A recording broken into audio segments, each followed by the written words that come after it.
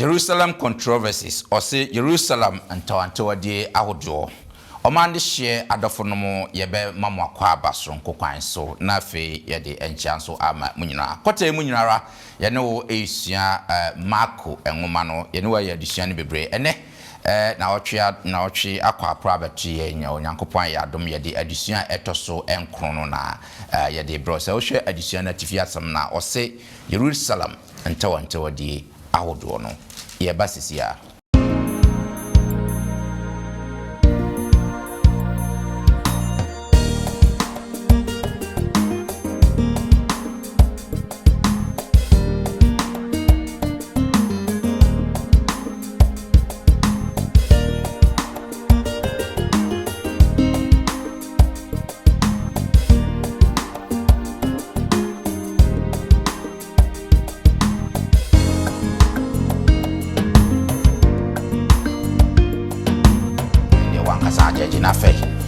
fancho we are bubiesum and I use Christian can say so you did a chino I was here now brasia wo bibiara ye that means say what dreamo no munim said you when you ye na entini nipa yes we kiss me now we you have no as I say okrabo na I say oboa ma o but this is the point ya why they what do me pia onu anabodi na was said Sign ama munyina akwaba na fe ye de nchiaso nkonso esan ema munyina ye beda mo access ronko kwanso nso se de biarada mode mafidie edito London Ghana memenda kwanwefo Sabbath school na fe trust mu pense mu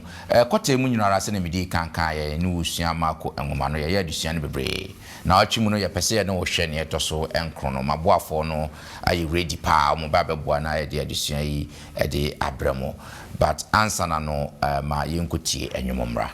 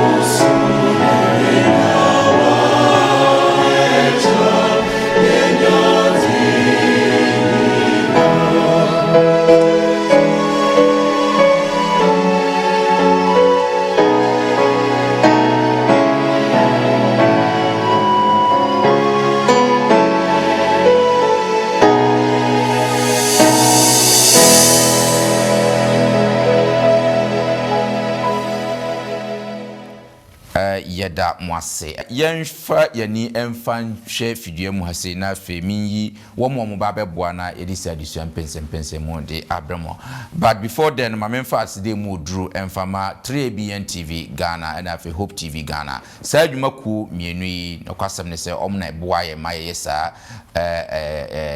sa dwumadie ya omofa ediko wiase afana nyinara nti se wutie ye na bia wo twɛn ɛwɔ 3ABN Ghana TV a yesro bu se won number ba beda mfoni na nifa na frɛ obi beje wo so sara na wutie ye so Hope channel so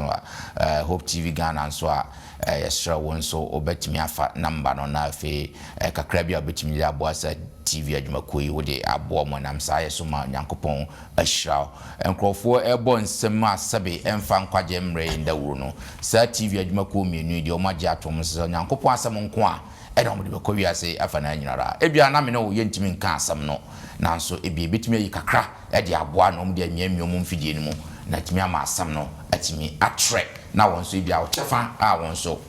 o play ewo onyankopon asem no emu no ma me fa mani emfa hwe fidua mu hase na fe min yi wo mo mba beboa na edisa adusua pense mu ade abramu me de mo sonfo Bismarck mensa ende jawo adom mesan ewo Elder Kingsford diabo ama eka me ho a eda ye mo akwa aba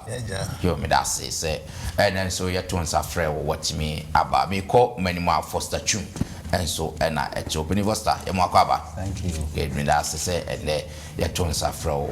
wa aba na me kɔ manimu a Elder the Graft ye boa so ena echo na Elder the Graft ye mo akwa aba yeah no me da se enen so watimi aba be kan sa ha na fe echo no ho aye Elder akuako kyerɛ ena eti echo no obani kyerɛ ye mo akwa aba yeah no ye da se and then so ye to nsa frɛ watimi aba great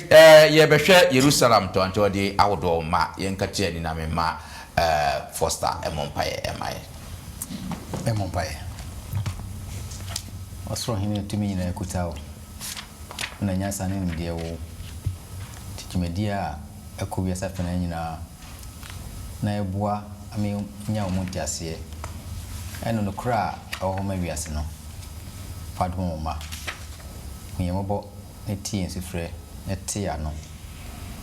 etimia pe ma kan wasem na hyodian munyam yeda wase so tie mpa boni nsifre o Yesu Kristo de monti amen amen good ye twaso afri last week no fa na ye hwe osuani ye ofa etosumienu nne no ye twaso ne ahwe Jerusalem ntowante wodi ahodo fa Yesu Kristo ebewura Jerusalem afi de ni wo no aben beye ntowante wodi anase controversies beye 6 bia wone asafo akanifo no enyaye ene okwan Yesu Kristo fa so na o deal with that no ena ye ba be hwe ene ewo ene adisian mu no nka abosam no ye fa afri mako enwoma no eche ye dubako yimu aduonu enum Mark chapter 11 verse 25 ti say opening first hour ye krado a ye nko yenim okay ntira jasem na se mugina ho bompaya na mo bibitia obi a momfa nche no na moja osro nso de momfonso achemu amen amen we are powerful adia na Jesus Christo eche efa empire bom se wugina ho na se wo bompaye na se wo sre bonifache na nso twede ehye wontumam wia wo de kopoma obi a ende wankasa ajeje na fe wo de yemfa nchew wia wakubo obi asum na Jesus Christo ka no osi yendi kanfa yem omomo ayem fom so atia ye no emfa nche wo mo sa na yenso ye bompaye se nyam mfaye de enso nche ya wode beche powerful futu a Jesus Christo e de ama ye koyanim no sa niema ye ebebam na fe ya kasa first of all yen hwe Jesus Christo na owura Jerusalem no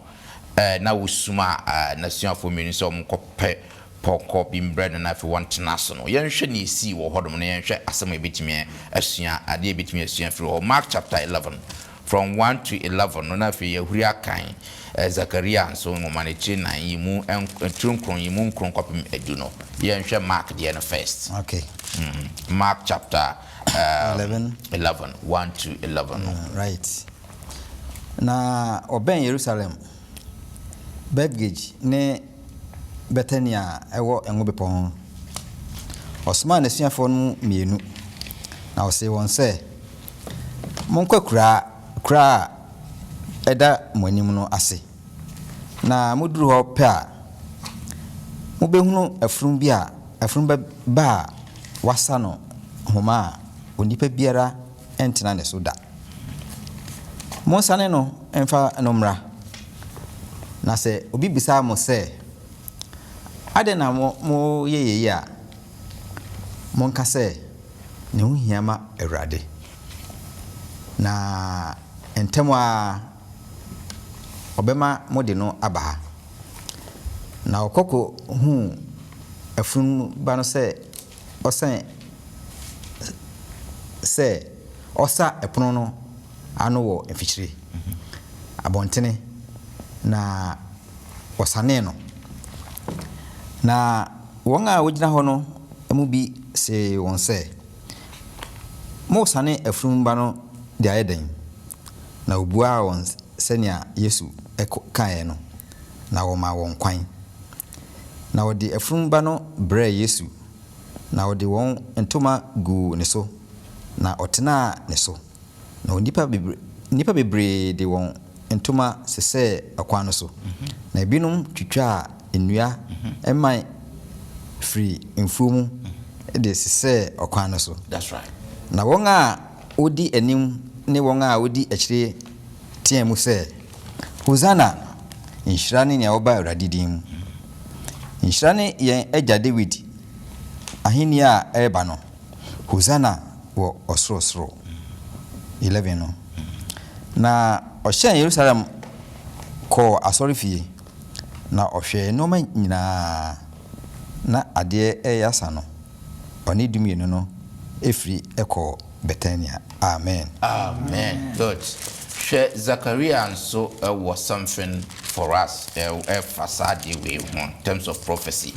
Zachariah no for chapter 9 verse 9 to 10 no. 9 to 10 no. I see dear Rusepi Sion Baba Huru Jerusalem Baba She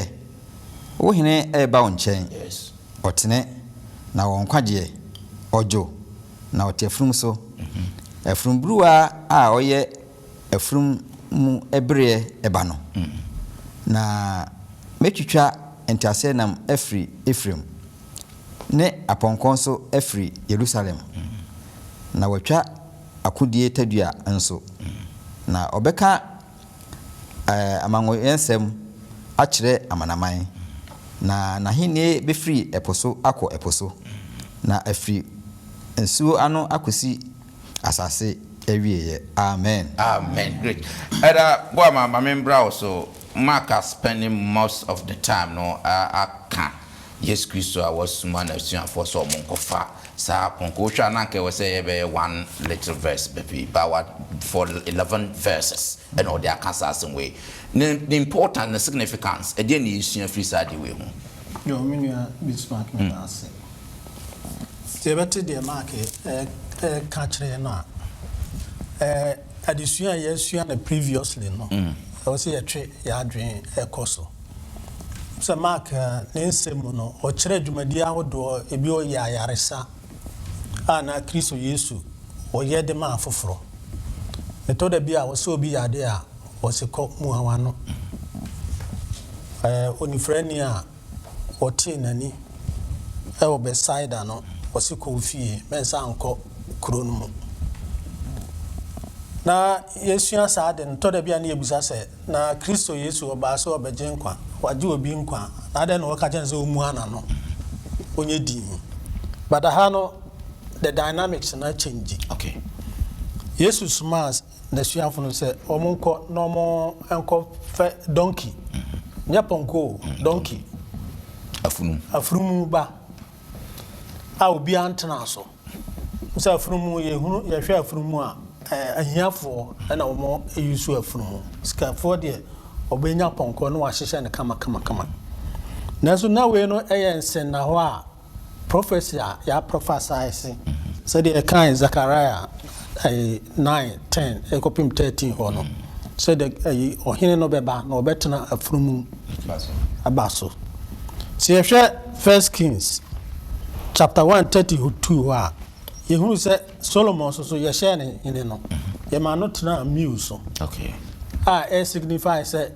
he is entitled to the throne of David. That's right. To we know the king no a yɛhwɛ n'anim kwan no Kristo Yesu no saa mmere na henie no ɔdan na di e de akyerɛ afoforo nti wɔsoma a no wɔsɛ wɔn nkɔfa saa donkey na mokɔ a na sɛ obi busa wɔn ka sɛ the Lord needs him. It is straight away no wɔn de bɛyɛ dɛn wɔn de bɛma wo nti we no ɛdan adeɛ bi adi ama yɛhunu sɛ mmara so a Kristo Yesu ɔdan no adi sɛ ampa nkɔmhyɛ ka sɛ na henie no bɛfiri David ase na ba no saa na aduru hɔ nanso we ahenie no ano odi no ɛkyerɛ ɔhena a ɔwɔ ahobraseɛ ɔkɔtena afirim so shows the humility of Christ. Sɛ hwɛ Solomon no ne afirim a ɔmotena so na Zachariah ka sɛ ɔhene no bɛba na ɔbɛtena saa afirim yi so a they were expecting say ɔhene kɛseɛ bi a ɔba no abɛko atia Rome na afei wɔn adi nkunim no ɛne na no mohwɛ anim but we no the suffering king. Okay. Ɔhene a ɔbɛwu no ɔde agye yɛn nkwa na the significance sɛ ɛwɔ saa triumphant entry sɛ ɔse ɔtena afirim no so no he came through the eastern gate the golden gate no nti na ɔmnim sɛ yɛn hene no na aba nti wɔn to Hosanna bodede eyi onyame ayɛ ɔsi Hosanna no ɛkyerɛ sɛ praise to the Lord, to God. Nti we no ma yɛhunu sɛ mmara so sɛ Kristo Yesu prophecy a yɛka no Zachariah kan 500 years ago no abfulfill ama na bam sampa Kristo Yesu no saa mmere ɛna na henie no a wɔka no aduru because obewu no wasɔre no wagye ne nkwa because the kingdom no ano be established no it wasn't the kingdom of this world. That's right. Na henie no enya henie a na wɔ saa wiase henie na henie foforo a wɔse obesiesie di aman ne mmere aso nti mebɔ no tɔfa no ɛkyerɛ yɛn ahobraseɛ a Kristo bɛkyerɛ yɛn sɛ yɛn nso a yɛdi n'akyi no ɛwɔ sɛ yɛyɛ dɛ yɛnya ahobraseɛ wɔ bibiara a yɛyɛ mu deɛ ɛtɔ so no mmara so the time of secrecy sɛ o kasem kyerɛ obi anaasɛ o hili obi a ɔsɛ kɔ mu a ɔno anaasɛ kɔ fie no saa mmere deɛ wadan na di sɛ ampa ɔno ne king ɔne ɔhene mu hene no a onyame asoma nso ɔmagye ewiase no. Yeah. Great. Medase elder pa bisiafo sene elder achichi mu no pepepe nti Yesu Kristo small say yenkofa afunum mra na eye fulfillment of prophecy na yenkomsha ya hye a ewo say ebamu for way goes along to authenticate the Bible. Say trust them no ni bibia very consistent bibia trust them na ka to no edidi so pepe elder yo me kakra kan de elder kan when said the Yesu mfoni otwa na asase so ma yen bia no eye osoro de mfoni no otwa ede ma yen endi said the asase so se yeye obi kese a ana yesi ne hena ye de ntrafunu mu so na fe ye de osebo ne aha yes edi na ni mo no sa pepepe eno wo kire yen se ahenie ni mo no saa no no so di anigye eni nkunimdie ebewura Jerusalem ahempokasi enum a yenso ebeye henkwa a yeni ni nyina enti we kire ye osoro de no nso sa great me that say yento aso na afi yenhwe ne edisuo no the cursed tree and a cleansed a temple sidua wadome no ne asorofie no dwura no yenhwe se ne ehon so ensem no esi echo Mark chapter 11 no yenhwe verse 12 to 12 no kind bra kakra na yenhwe the significance of nima esi ewo ho no. Okay. Yenhwe ne erade edemai. Yeah. Na 12 no na de chin a ofiri betania eba no ekom de no na ohun brodoma bi wo akiri se ahaban ewo so no okoho se ebia obehu bribi ewo so ana na oduru ho no we ho hwe se ahaban ko a efiri se na brodoma ebre enui na okasa kire brodoma no se obiara ni oso aba biuda na asuafo no ete na oduru Jerusalem na okoshen asorofie no mu no ofiti ase pam won a woton ene won a woto ade asorofie ho na obutu sikasafo apron ene won a woton emronoma enkonya na wa makwan ama obia anso ade amfa asorodan ho asorofie ho na ochirechire si won se won twere se obefre me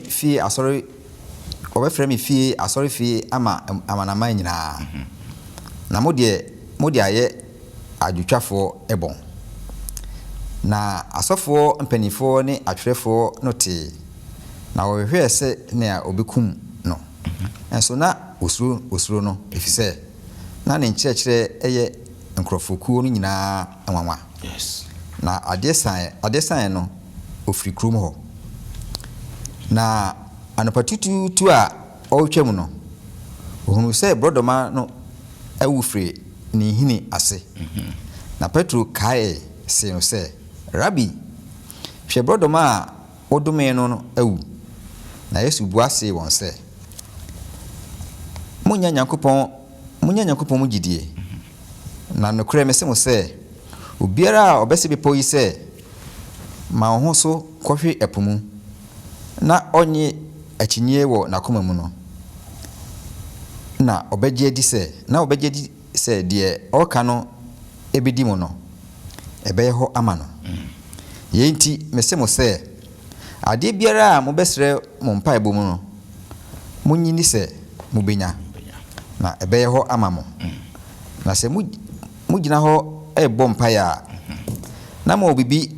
tia obi a mo fa nche no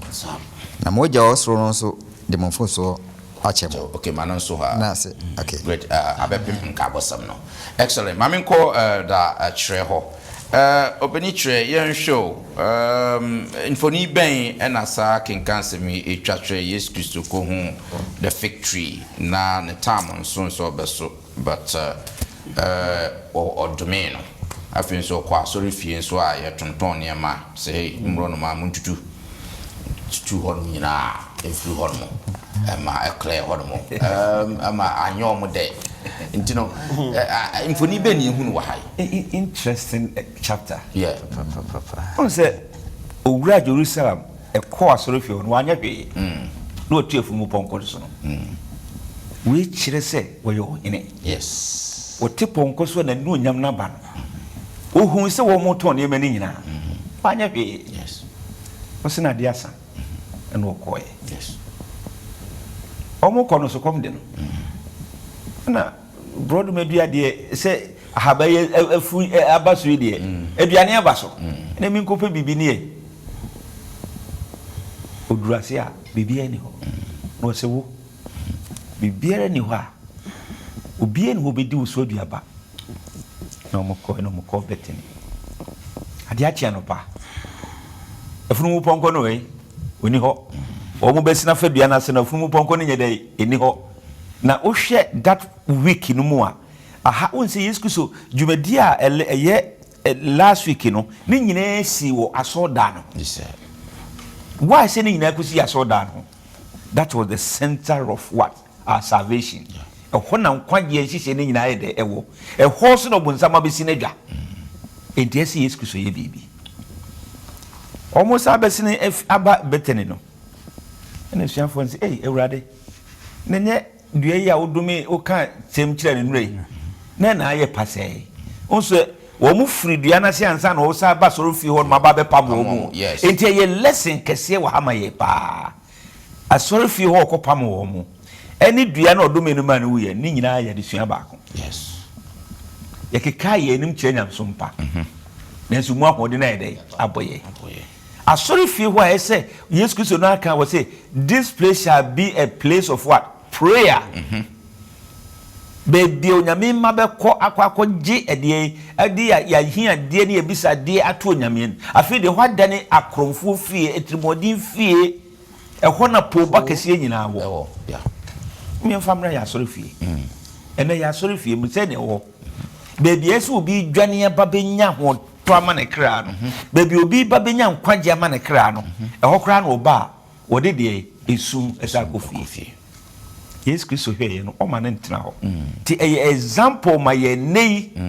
ye wo nchirima ya ye ka sa die se si ehu se sa niema bonusu ni niema enye mfata eba so ya asori fie a asori enye mpanimfo nko ye nsori nyina ni pam sa niema ni nyina mfiri ho na ade ye nwanwa ewo niema ni mienu ne se o kese dua no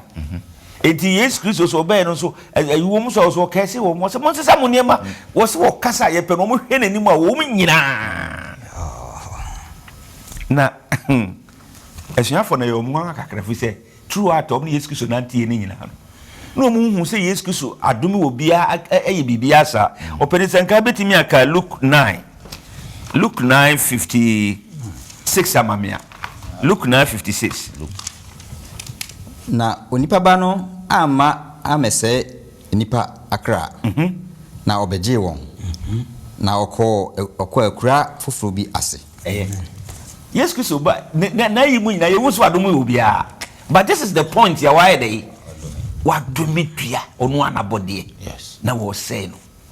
adentra se wache ka ni mu ayedai ache nyansompa na mindafo etore bia ye dey schools etu ye ho Valley View etoro bia dey Andrews University ye dey etu ye ho enna nya mehwehwe enna ye Center of Education ekura no ehọ kura no bonsama kosi na dwa edine Yesu person o kyerem se na so da na efe no fi se won se o card sua na de menua bo ama eyeye no o describe Jerusalem say temple court on se de ehọ facility ni ade ene na hia Yesu na imo sa ba ye no anwumre no anopa no ehọ de o ma de nti oba ne ye de ede pamu wo mu nyina afiri ho eni nti no de bi de meka ne se mo mi enhwe se de ye nyuma sitie ne mum yemfa ye kra ne yakuma nyina ni nyame echi that's right yemfa ni Yesu Kristo chi na ye nwum to ezie fo do mo to ni woni etira ye kono ne ne hia ye na ezie fo do mo school mu kwa discipline ho ne ne hia ye ade hia ne se let us believe in Christ that's right yentra ne nase senka adikanfo no ye sa enkasa ne ma we na nka ne dai kama the horse no catch them say mo de mo ayenti no sa dai ebebubu ni nyina great ebe mu ana sa amem ebe yo ti mo mi emfa ye kra ne kuma nyina ni na no bi shrai yo me da say em say da boa ma peso oka kakra Msaki cancer no ya kan ye no ayi bi wo mu a eto da bia ya na ekire ya adwen kakra mza wo ka duaba no asem no abron ma no wose na ne mere nso se wose aba na nso Kristo de edomi emsa adisua kese ewo mu ewo ho maye se edua no agunchirim kama na nso aba no enyanso ye question kamebusa mo se na ade na wose Kristo odomi no cause ne mere nso se de toto ason fie no a ye ka ho asema ason fie die na wose ehwo na wose nipa ko na afie omukonya asumdue that's right ehwo na omukọ na afie omkoti onyame asem mu Kristo nyame nhihye ya omwo na nso fie na yeden adane baabi a ohaw ne abebrese wo sa homeda no du a omukọ a na omakodi omdwuma what about Monday ye de betoto ye ho a homeda no du a ye ba kama enim se homeda no ye besum nyame se yente homeda no yenye no konkro what about the other 6 days at the end of the year my brabo no me dey ye homeda no kwa na wo se me sum nyame homeda no kwa na wo se me dano nyame adi homeda no kwa na wo se me ma afoforo huru se me ye Kristo ni se ye kan 2 Timothy chapter 4 no verse 2 no say Paul ka se me wo se me kan brofum wo se preach the word be instant in season and out of season that's right in season and out of season eduano na ni season mai so na Kristo ehwe so be so aba we no ye parable a wode toto asori fie no tumadi a na ekoso nti we nso ye kokobosem mai said opanika that's a homeda no kwa na say yenwum a yeto say SDF4 yetonwum na maniaje was a maniji but my brabo no does it reflect and some no aye ka no adisuana yesua no afoforo hu sa ampa me Kristo chidini ana ba biara ma na ma obesi bia na was a Kristo be dan Kristo di. Okay, yo me da say yo kaka me dey company for the owner say ka na me wo anka me bisa asem we say ade na ne brenson ye na wayi ahahan because die bia no bro be yi ahahan no e kire say obegu nchirene no wayi aba na ye ne bre enti na wagu wayi ahaban a obegu nchirene bia na ye ne bre but ebre ne nri nso wayi ahahan say waso aba enti baby a wo bia wu hu ahaban no a e kire say bia ne wo na da ben ena ti se we enti na ne hu nhia e ma society no sa enti ese wrade e mo koje na home enti se yen ya nso aba pepe ena beto ye enti enim se yenye Kristofo a yenye Yesu achidini a me akeka enim se ye bia sa if it's obia be hu se ye bia enhia dadafo kakram de great now for the most one thing so that check I say odru asoro fie no me pese ye de ba fie e de be na ye e wa sorry asoro fie not necessarily say ye ton niema but Yesu Kristo ba obepam ye Yesu ba no che niema kura ye ton eto de bia enke de niema besi ya kura wo so adoma kran a enkeye suba ye kura ye ya ni ejise eno obi ehuni nti no eye dangerous eno ne ade o ka say hypocrisy of the church members ade no no anim say ade a wo kan ni nua no kan no kure ense so obeka ama na damfo ne busuani bi ye de na factory ne kwazo nti won kan no aka na no atum na ekum obi a okre bi a ono wonni obi a mobroni sare na wo mo eto ne ma waso de moniti o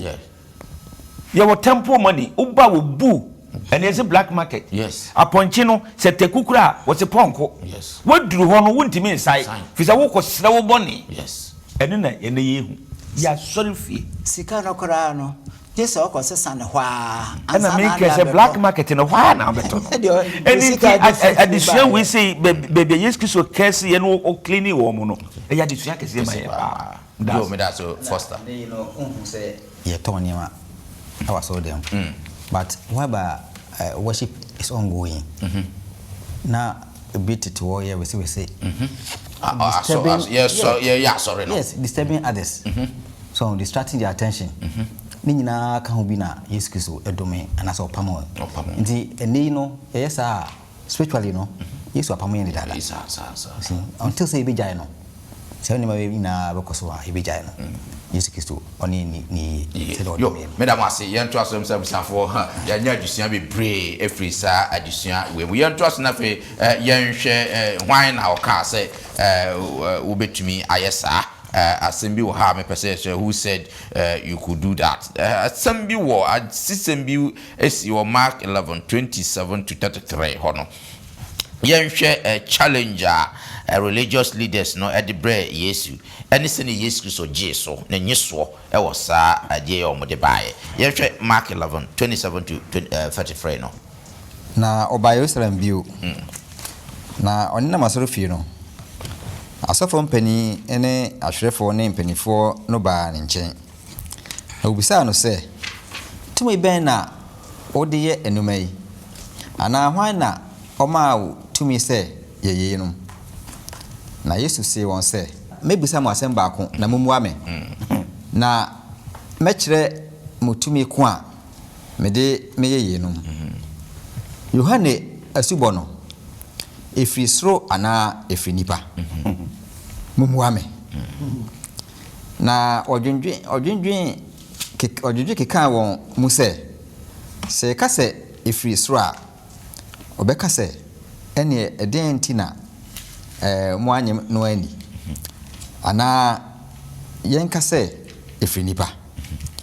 na osuro nkrofukuro no efisɛ na enipa nyinaa ebu Yohane sɛ ɔyɛ odifo ampa na obu ase Yesu sɛ yenim na Yesu sɛ meso menka tumi ko a mede yewie no menkyerɛ mo.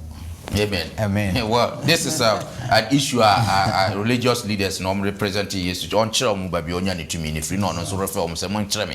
baby, you had in Sunyana, dear, or movies are calling no question you are beside young and Sunday year or Besanya. I'm sorry, they name was in the name. Young share Edda, Infony Benny, who know her.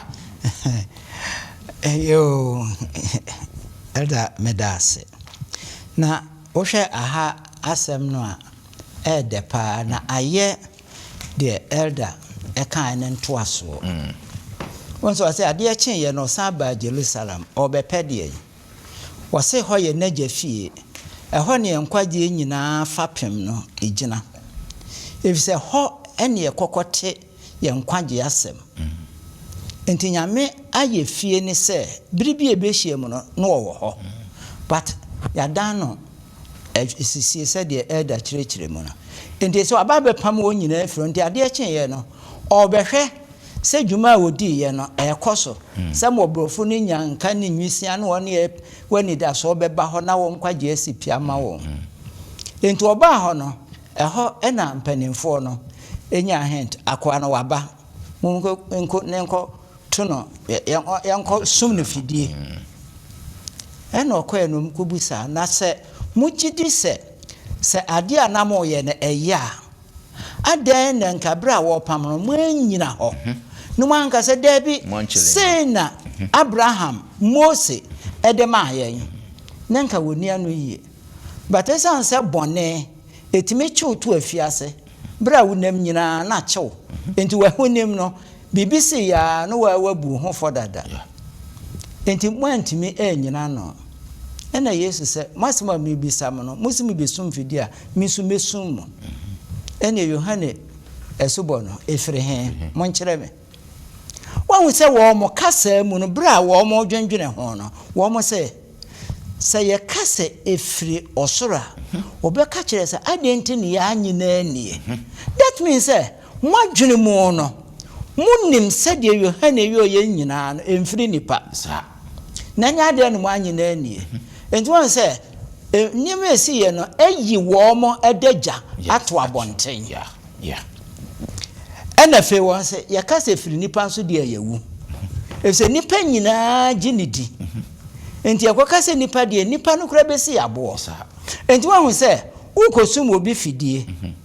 wo tere won sabako se enan ena hwe wo awu mu so ena on simunim ena on simunim dia ena yemi nsuminim enti ese mo beye dan saba sori fie hobi efiri se tumi no ode yo ye no munim ena biribia so obi ani hu eye de ni secret ena die sa enti ena ese mpokura na do ye ne yesa ko bi wa die ne besie eti na chese mu fidie no eyimu muntime nko bossa apu ene ne mabone ne wo hobi aho enti twe adwen ade asisu se nyame ka ye ho na ye yo bibia ye nsuro bibia efse tumi no emfiri nipa ne nkonimdie so ebeba ma ye we ma farisifo no ehunu se die Mose twroto ho no eda so ye adwuma kosi ne bra ebewie ewo soro medase openi yenhwe ne ediso se asase so dwumadie ne osoro nsunsuanso earthly duties and heavenly outcomes eno so asem ewo Mark chapter 12:13 no kan bra kakra odru ba bia then I'll stop you na fe ya hwe ne ekoso hase na yenhwe no kwasem bia na Yesu Kristo pese o kire ewo hase Mark chapter 12 no 13. All right. Na osma farisifo ne herodifo ne mu bi eba ne nchen se omepe no asem na obae no hose no se chechirefo yinim se wo ye onokwafo na wonhwehwɛ bibi mfiri obi ho na wonhwɛ enipa nim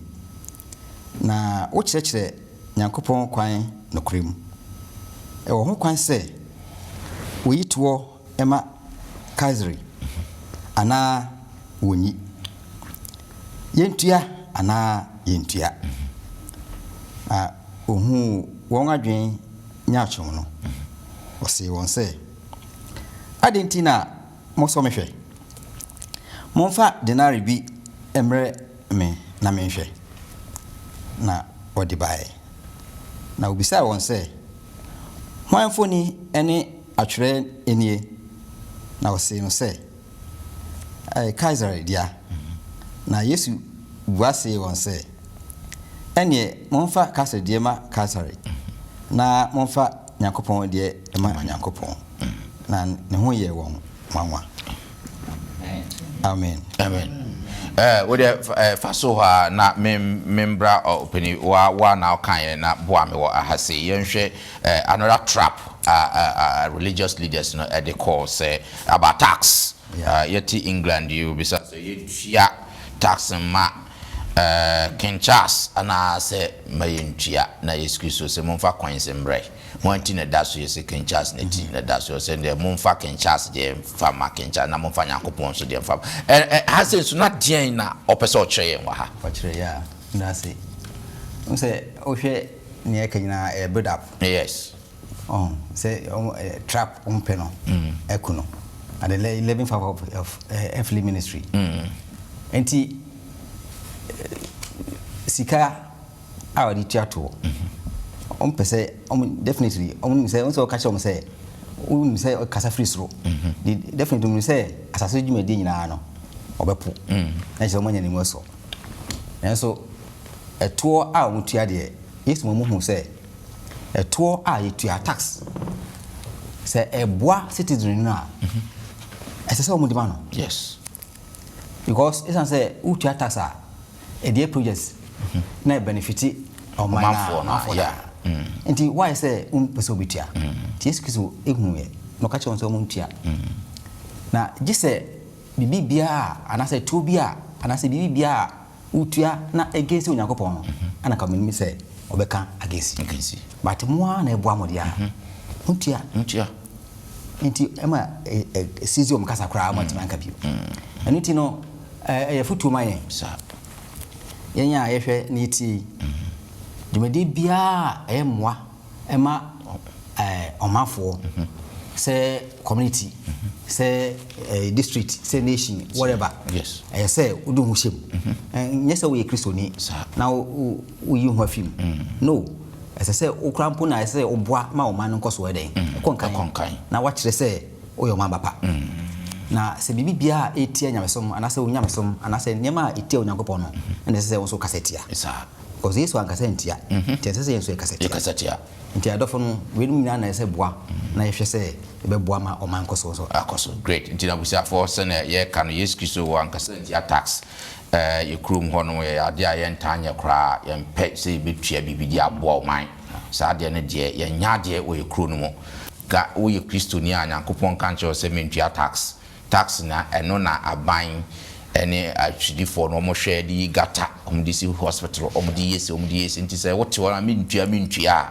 crossem omdi bebisa Nyankopɔn no wa kan ne pen se ne set efata oman no momfa ma oman no oba so refie nso a ne efata se wo de ma Nyankopɔn no na aja bra Nyankopɔn won ka se maba be yi mitaj fubafu ye be ka tai friends tax assembly chira se na menye uye Kristo ni a onye sa we ya dusua na Yesu Kristo wode ma ye nyina nti yetie no na yetie agu akomapam se obetumi ayo mamba pa tuato wo ba bia wodo medam ase se yenhwe we ye mre ni ntino na fe yen fa story yen additions afe so there's another one the greatest commandment emrasam no munye ne ye kese eno so asem ebaye yenhwe Mark chapter 12 28 to 34 no so na yenhwe question na eba honomo na fe atwerefo no bebisae ene se na Yesu Kristo manu ye enso ewo hono Mark chapter 12 28 to 34 no see na atwerefo no baako a ote se ɔgye akyinyie na ohunu sɛ wɔbua wɔn yie ɛno ba bebisa no sɛ mmara asɛm a ɛdi ne nyinaa kan ne nea ɛwɔ he na Yesu bua no sɛ nea ɛdi mmara asɛm no nyinaa kan ne Israel tie Awurade Nyankopɔn ɛyɛ Awurade koro na dɔ Awurade wo Nyankopɔn firi wakoma mu nyinaa mu ɛne wo kra nyinaa mu ne wadwen nyinaa mu ne wahoɔden nyinaa mu na nea ɛtɔ so mmienu nie dɔ yɔnko sɛ wo ho mmaransɛm biara ni hɔ a ɛkyɛn yie no 34 no okay na ɔkyerɛfoɔ no se no sɛ wie kyerɛkyerɛfoɔ waka no korɛ sɛ Onyankopɔn yɛ baako na obiara ni hɔ sɛ ɔno nko a na sɛ wobɛdɔ no afiri akoma nyinaa ne ntiaseɛ nyinaa ne ahoɔden nyinaa mu na wobɛdɔ wo yɔnko sɛ wo ho sene ɔhye afɔdeɛ ne mogya afɔdeɛ nyinaa na Yesu hu sɛ wabua no nyansɛm no ɔse no sɛ wo ne Nyankopɔn ahennie ntɛm kwan enwa obiara ntumi amisa no asɛm biara ebio. Amen. Good. That final remember also this is another controversial issue. Ransom no na do or say the first the greatest. This is the response yes Christo de ama nuni ye bechere mu say. Tiehwe bia ya bedro ya. Ani adisua no said the edi ama ya no. Ntimi say religious leader na say asafo mpanimfo no bebre no ene Christo di nsawo so. Naso ebinom wo ho a na Kristo nkyerɛkyerɛ a ɔde ɛkyerɛkyerɛ no mutie disa scribe wi anase asɔre pani etimi nya koduro ɛde ba Kristo ho ebebusa no saa question ya na kyerɛ sɛ na kuma mu no bibi ɛkɔ so ɔtie Kristo ne nsɛm no na obusa sɛ emra no we no ɛka fa emra no question a obusa no sɛ fa wakuma nyina ne wahoɔden nyina na afi fa do nyame no eno no ye one of the tenets and I say central part of Judaism omo a omo gidie no saa na ekire because you read Deuteronomy 6, 4 and 5 no a Moses e kan no ho and I read Leviticus 19, 18 so a and also o kan say ye no ye yonko say ye ho Enti Kristo ebo emra ni nyina tofa. Ti e fa mra no a the first four no e kire ye duty to God. Ye no Onyankopon ya koma ne ya hodi nyina. Na afi fa from what they saying 5 to 10 no a e ka minimi nua relationship. Me no mi nua se me ho. Me do yonko se ho no a ye ka no. Mse nemrem no ya na Christopher no bebre o mu fa se o mra do na twam na Christo bae no be ye mra foforo eno an se do nyame na do yonko se ho entisa mra no na Christo abo no tofa e wo ha e de amaye no because me do nyame a me do onyame se de twere no ka no in Deuteronomy 6 me pese ye be kan ho no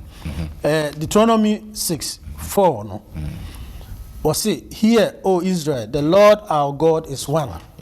Muntie Israel ye nyame no oye baako. Thou shalt love the Lord thy God with all thy heart, with all thy soul, and with all thy might. We no eye tofa shama no eka. Nti no onim, scribe no nim. Ana Yesu e jumpo de call Leviticus 19. Minua obeka no twi na maye. Leviticus 19 verse 18 no. Yen kan ho so 1918. Okay, say. Entore na enya onkrofo ema ho minasepo. Na do yonko se wo ho. Meni Awurade. Do yonko se wo ho. Eni Awurade. Musa Deuteronomy 6 no. Mose nyame de ma na ode ma Israel. Wo se mo nkyerɛkyerɛ mo ma. Mo nana nka so anu nyina from generation unto generation. Na ha wasade aso se do yonko se wo ho. Enti subscribe wo ba ya obebusa Yesu se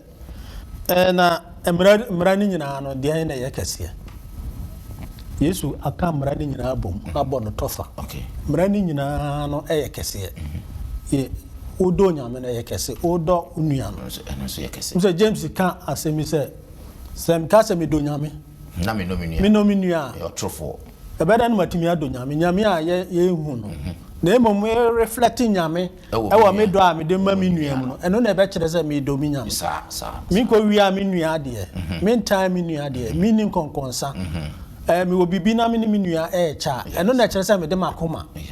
ɛne me kra nyina ɛsumu nyame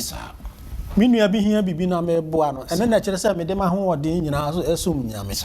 ntimi entu America anajo kuku anasa no patututu metran Sunday na me ni me nua ya aka ifiri fie ba me nua bi kura kom de no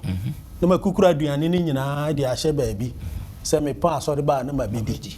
ɛno no nyɛ nyam sompa nti Kristo ka we ni nyina kyerɛ scribe na obewie no ɔka asɛm bi ɔse thou are not far from the kingdom of God ohunu onua no the response a wode ma no sɛ asɛm question a wabusa ne sɛ de masi akyerɛkyerɛ mu no woni Nyankopɔn ahenie no no montamu ɛkwa no enwa nti be sɛ woyɛ den utu ana mo biem na ukoko wanim because kwa no ana wonam so no saa so na ekoma yen yes to da bia ya adwin mu be ye ntantanta no mabim nanso nyame de na asɛm no brɛ ne ati ase a ɛwɔ sɛ yɛ tu ana mo if see any ahenie no ekwa so me da say that brilliant last week Cristiano obi ano wo odefo no so buy investment in heaven yes in the end no said we see end na me de pa wo so ni ahenie no temu nya dai che say yes Christ hu bibi wo no mu he can work on it yes but the odi kan investment in heaven e de no wo ne ma bebre no o si yes Christ ka so nko ton ne ma no fa nko bo hiafo no he was crestfallen na me kuma e dia reho me ni me nyina be de ne makoton enuanom ya bra boni ya setene woni nyina no yese Kristo ka che se aka kakra sa enti bra menche na menye oye yo era mwase okay time yo medical crabi boa se woni ya no mu gina sa asem no se esanse wabɔ mra ne tofa se fa okoma wo kra wadwen no akoma nyina dawurade enti mra no eni ho na ɔdɔ no ɔde aba besi wo no se mra no Yesu kotu firi Mose ngoma mu sa nanso bro de mo ansa mo fa mo kra mo koma no mo adwene nyina no awurade no na mra no wo ho sa enti die hu nti na ha okotu Mose de na mo se ne de emra ni ne ho e kire se umpese obedi so nti wo ye Pharisee na adoje aba bi busa Yesu se hwan na ma utumi se fa eye epam ye dwa ye die wa sorry fie yes medase yo medamase abusiafo ye beda munyina nso ase se mode mo afidie e de ato ase adisia etoso enkron na e de abram no Jerusalem tonto de ahodo no kwasem ye hu tonto de ahodo bebre first of all yes Kristo asuma se omkofa ponkombra no ntas na eye fulfillment of prophecy na commission na bamu sene na esi etie no ye hu sene na ye emra no ye ko bisa ho asem sene yes Kristo esi iya no nimpo eto aye tua tax nso omo de ho asem ba sene yes Kristo eyi ano de tre yen enti no we nyina no eya dusua na yes Kristo tre na eye time a emra so a like obeko na fi wakwa kogu ade ache minu kwa no so cheche niema bebre na yadwene mu ntanta na aye no afi yadwene mu eye family mi yese yatie addition we agu akomapoma addition we see from no yensua yemfa ne pia yemfa nkobobra na se Yesu Kristo ba wa ba betu yense yenso yefata onyankopon enhira mo se mafidie eda so da ha da sende hia ye wa ha yesade ne to so eduno ebe bramo katuani na mema eda di graft enhira so kra emaye my mompaye nyame tumfo ye da wase ebreti se mu ene addition a wonan wako Marko so ede amayen yempa ebone se boa yende yetie yemfenko ye adwuma na eso aba yemfaso se ya bra bobe so aba wo hane ne moho na mafoforo nso ahwe yen enya ogie no mu chefa na wo ba ye nyanya nkwa wo Kristo Yesu din mu amen amen